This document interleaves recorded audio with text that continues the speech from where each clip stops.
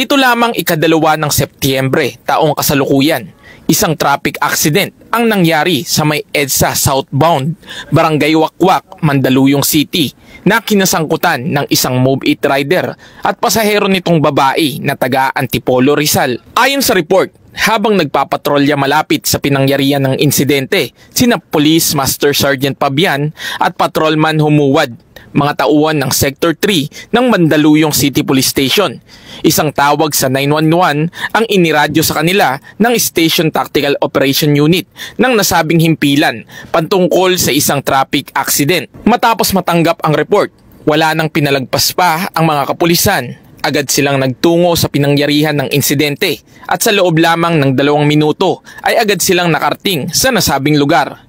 May dumating ring na taga-highway patrol group at Philippine Coast Guard na tumulong na rin sa pag-assist ng traffic sa daan. Pagdating sa lugar, agad tumawag si Police Master Sergeant Pabian sa Barangay Wakwak para sa isang ambulansya na agad ding dumating sa pinangyarihan ng insidente at nagbigay ng paunang lunas sa mga biktima. Nadulas di umano ang motor na sinasakyan ng mga biktima dahil sa natapong langis sa kalsada na naging dahilan para sila ay matumba.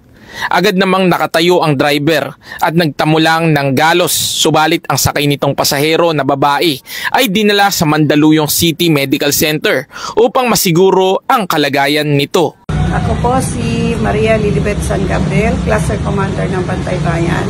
Nagpapasalamat po ako sa buong kapulisan dahil po pag kami humihingi ng tulong o responde sa aming lugar ay mabilis po silang tumutugon sa aming problema. Sa bagong Pilipinas, hangad ng Eastern Police District na ligtas ang bawat mamamayan. Ako po ang inyong PNN correspondent, Patrolman Reynan Jade Gravera, alagad ng batas, tagataguyod ng Balitang Pulis.